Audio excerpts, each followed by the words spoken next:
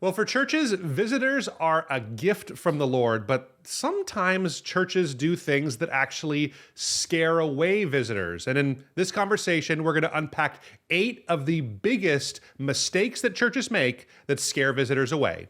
Let's do this. Well, hey guys, I'm Thomas. And I'm Ian.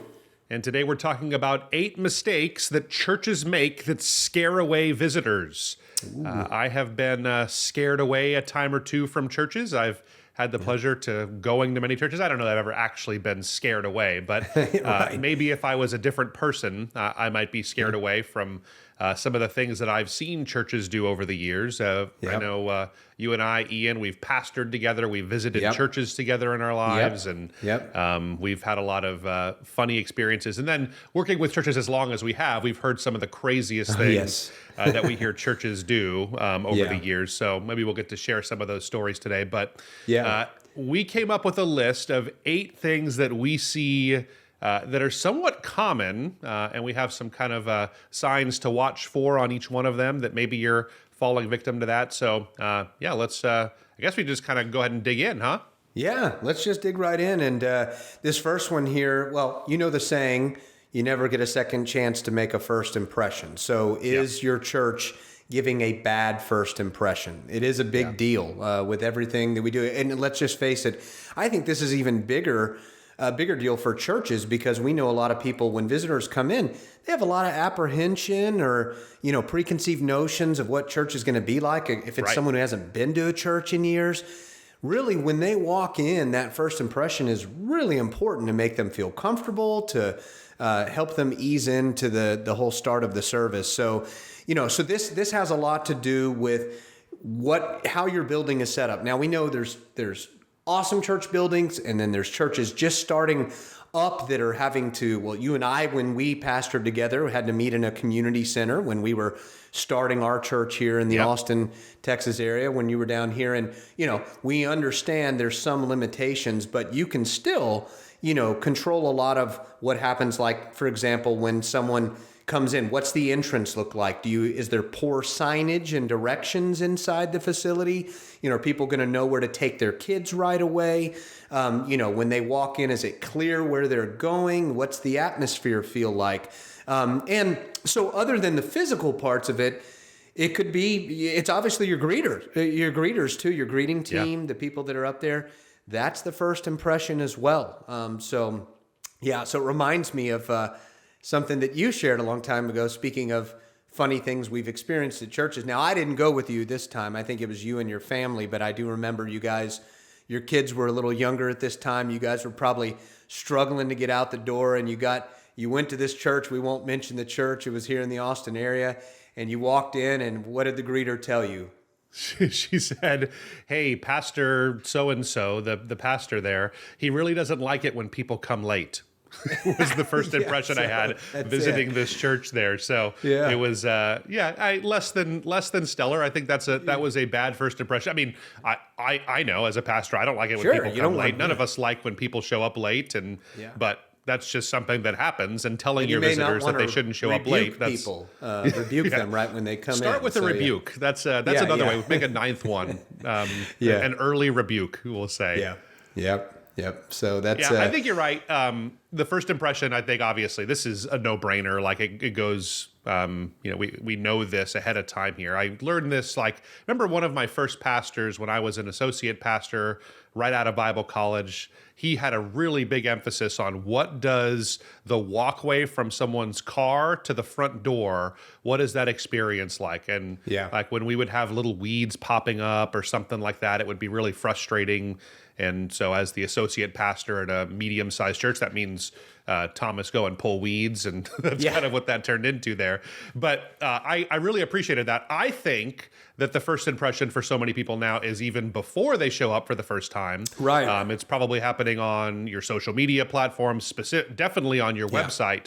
What is that first experience like there? That is setting the tone for their entire first visit in most cases there. So getting those things under control, taking a hard, I'd say even like an outside look at that. sometimes it's good, like I've always wondered, like if churches, I've heard of this before, but churches having secret shoppers might be a really good piece of feedback that pastors could get. And so if you have someone that maybe doesn't go to your church, or you just ask them to show up and tell you about their experience, that might be good. But I think just having someone who isn't a part of your church yet, or isn't on your staff specifically, giving you feedback on your website about what their experience is, their first time getting on there, what they think of your church, that's really invaluable information. So something to consider there. Absolutely. So it's online.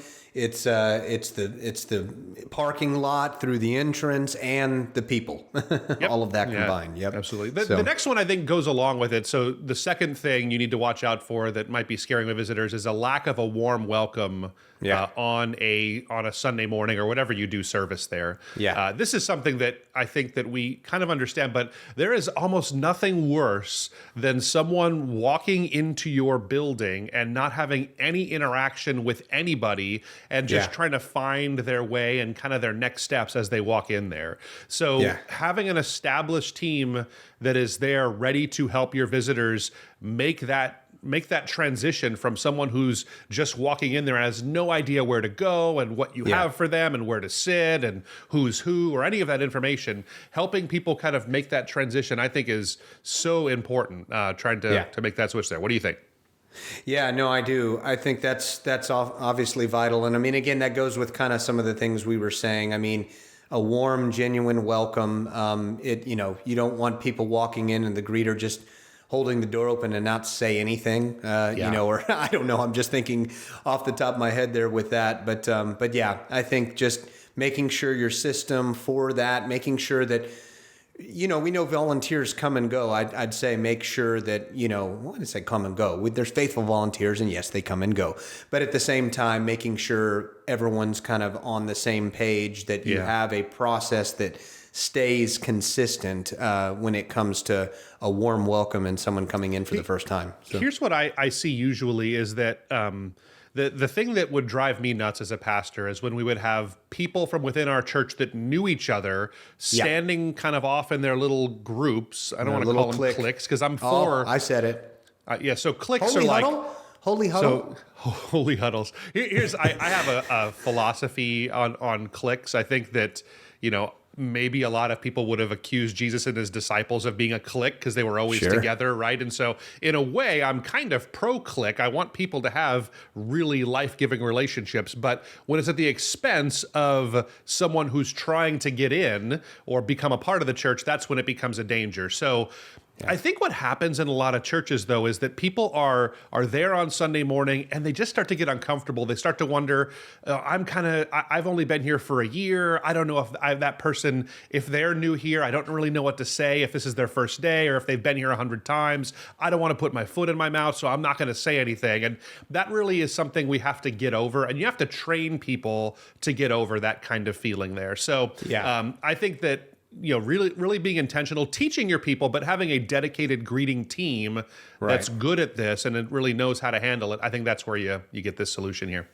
Absolutely. Well, next one I'll tackle here, overly aggressive outreach. That's kind of an interesting term. Let's unpack that a little bit. But obviously you want, there to be some intentionality when newer visitors come from your people. And that's something that, should be discussed and from the pulpit and also just through discipleship and whatever your assimilation process is. But sometimes people try a little bit too hard. And so, or sometimes it's a little too aggressive. So these can be things like, immediate requests for personal details or signups. Someone's come in, they're not necessarily interested in signing up for an event yet, their first or even second time. Maybe high pressure, tactics on newcomers. This is funny. It makes me think of an experience I had at a church where we were there for the first time, and my family and I, and my wife and I, the kids were in the children's church, but my wife and I were in the main service, and I can tell someone from across the way was really intent and looking at us, but oddly, like staring, and they were uncomfortably making their way over to us. And this is before the service even started. And when they got to us, they just said, "Hey, want to go to lunch after church?" And I was just like, "Okay, well, what's your name? So, wait, I don't know you yet. And I could tell they were kind of put up, they felt forced, and you never want to, you want authenticity and people to be natural and not overly aggressive. So another funny example that I experienced in person. So yeah. Back when I first took the church I pastored last, it was the Journey Church in Madison, Wisconsin was the name of the church. I went there in 2013. It was a very small church when I got there. And I remember this, when you're a small church, it can be really challenging because your people, like, they know that visitors are sacred. And so when we have visitors that would come into our church, I would watch our people just get so excited, and they'd start to, and I remember this one time so distinctly where we had this couple come, and we rarely saw visitors. Maybe like one family a month would kind of pop in when we first got there. And this couple comes in, and I remember after service, people were so excited that there were like 10 people surrounding this one couple.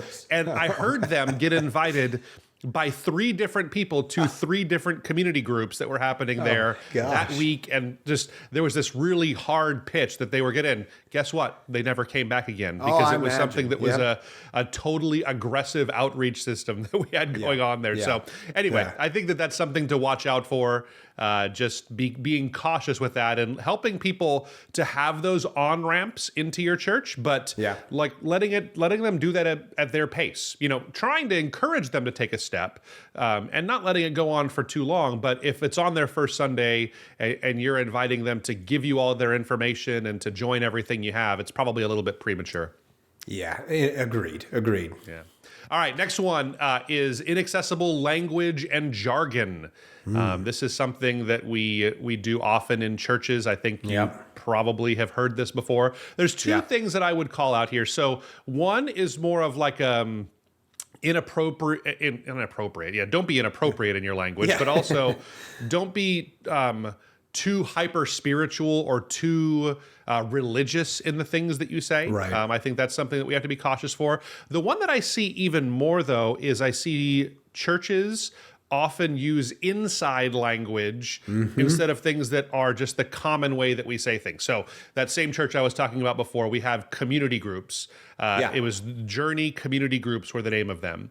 And we often internally would abbreviate that to JCG or JCGs. And so I remember working with our leadership team there to making sure that whenever we would talk about this to someone that isn't a part of our church yet, or especially from the pulpit or doing announcements, that we never use that term JCG, because that doesn't mean anything. Nobody knows what a JCG is. And every church has some kind of an acronym or some kind of a name for your assimilation classes or your community groups or your Sunday schools or your youth ministry. Be very, I know it feels boring, but just be very plain with it and say the definition of the term rather than the slogan name or worse, the abbreviation of the thing. So call them community groups or student ministry instead of calling it the, firehouse service or something like that nobody knows what that is. Use the common language. I think that's something that kind of gives you a leg up, and it will help visitors better understand what's happening there. Yeah, the term that came to mind too was Christianese, and I know that's not just from a first-time visitor standpoint, we as Christians can use that terminology, but you got to think like this: someone coming in for the first time, they may have no experience with church. They're not going to understand internal things. So, plain, simple language, agreed for sure. So, but well, good. Next one, I guess I'll get is overemphasis on money. That's a big one. Now, again, we know giving is important. We have in several of these podcasts, Thomas talked about, not shying away from preaching on tithing and addressing tithing and donations and all of that. But, probably a good idea to think of new visitors.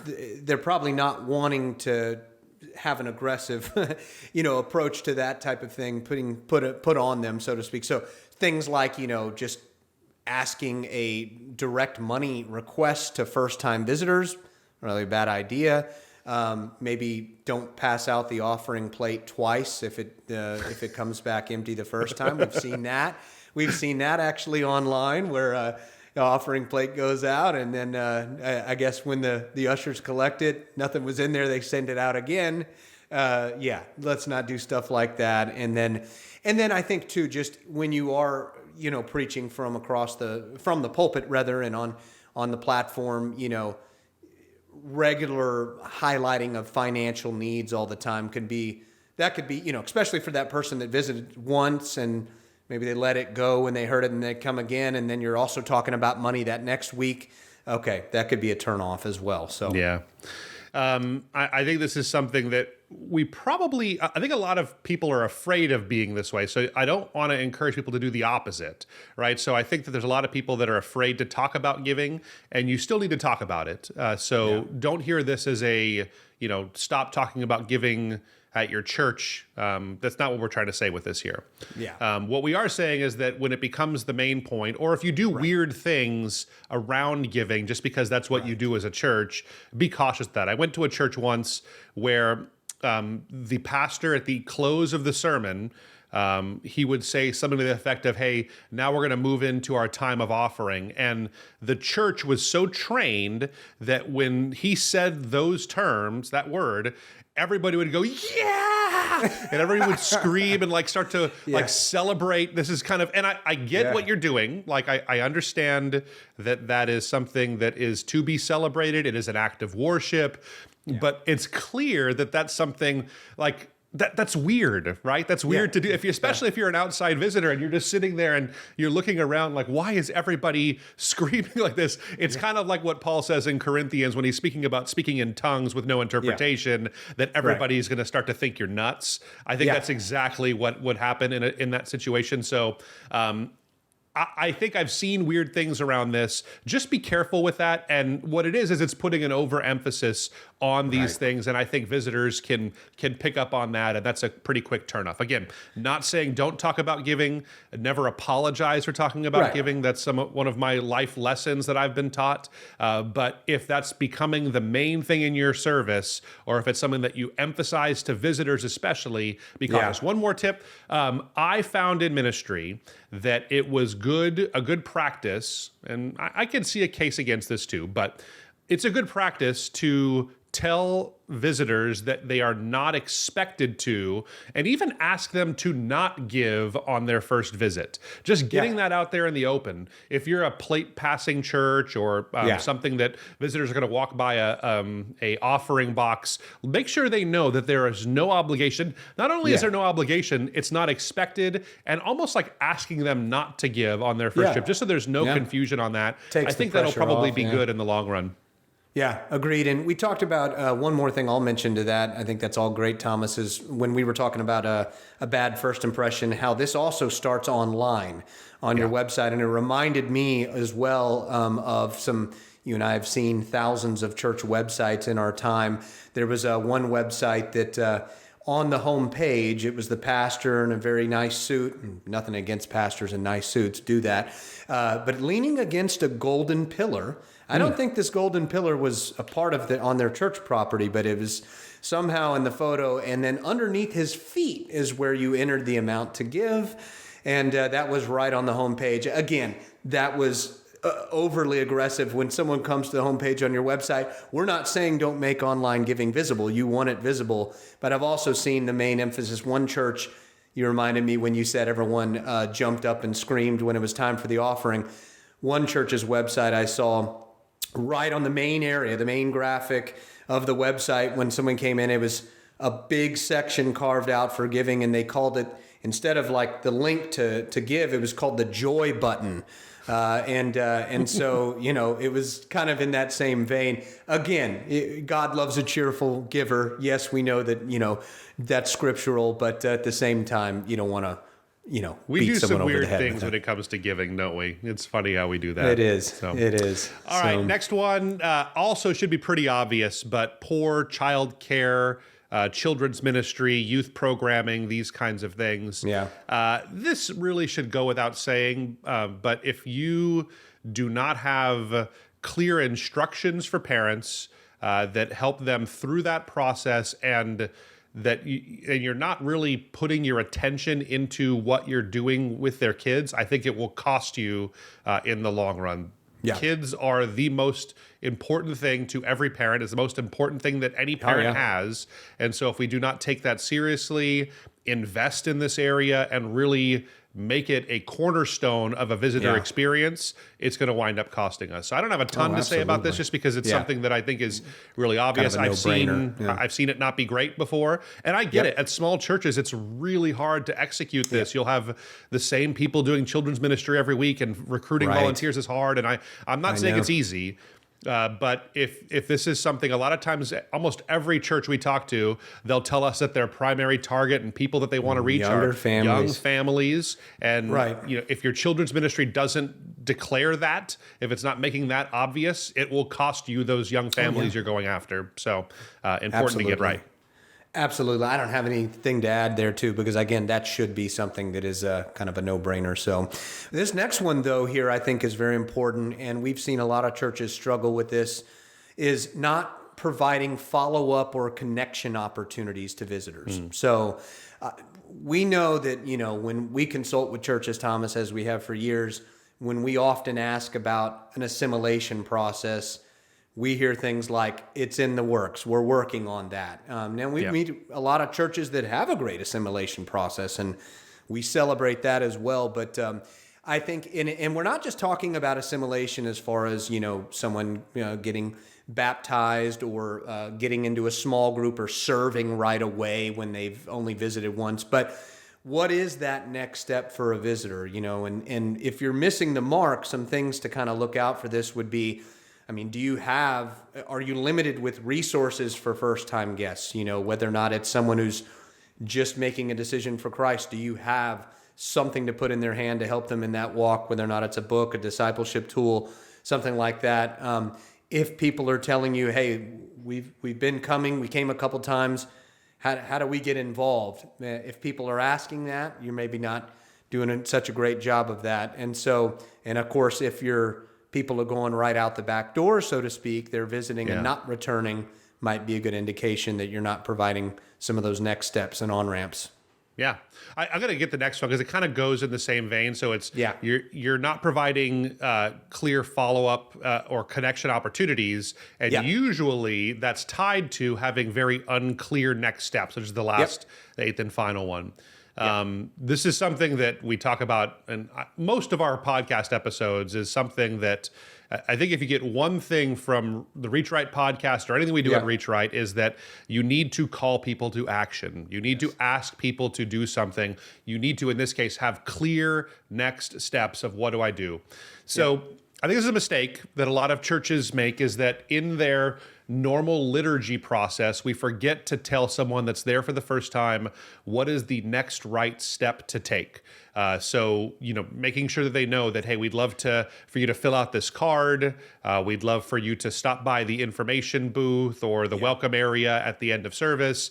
And then having like something next. It has to be more than just, hey, hope it was good and you'll come back next week. Giving people an opportunity. And they're not going to say yes to this in most cases, but having them have a little baby step they can take for a next step in the process. So maybe it's pizza with the pastors or something like that you do once a month, that it takes 30 minutes after service and it's a chance to make connection. Or maybe it's some kind of I don't know, you'll call it different things, but some kind of a growth track or roots or starting point or class thing. So people kind of, whatever your membership process pathway looks like or something like that, just having that next step clearly defined and making sure that there's no confusion on what someone would do if they want to become a part of this church, this church family here. So, so I think those two really go hand in hand, not having a follow-up or connection process, and then not having clear next steps. I think those two things are really vital if you want to make sure visitors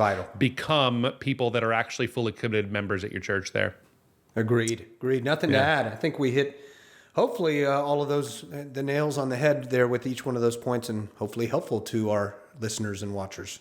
Yeah, I'm sure I've made all of these mistakes at some point in my ministry career. You pastor for any length of time. There's you get kind of a real a desire to I don't want to call it critical, but you're very quick to kind of watch what you're doing there at your church and making sure that all of these areas are really dialed in. And if you keep an eye on what's happening at your church, you'll start to see some of these things. You'll start to see, hey, our children's ministry isn't quite getting to where it needs to be. Or the way we talked about giving this week was probably a little bit, it might have been a little awkward for someone who's a first-time visitor. So really keeping an eye on these things. It's not going to be something, every one of us will have something here we can work on. Oh, yeah. But I think keeping an eye on this and maybe even recalling some of these once a year, maybe just considering them and watching, hey, where are we creeping up in these areas? I think that'll go a long way with this. So that's it, though. If this has been helpful to you, it would mean a lot to us if you would hit the subscribe button, rate, review, do all those things wherever you're watching or listening to the Reach Right podcast. We want to thank you guys so much. Also, let us know in the comments, is there something that you have seen be a huge mistake that scares away visitors? We'd love to hear about what those are. Also, if you have any questions for us, that's where most of these topics come from on the Reach Right podcast. Drop us a question in the comments. We'd love to maybe consider it for a future episode. Thanks for being a part of the Reach Right family, and we'll see you next week. See ya.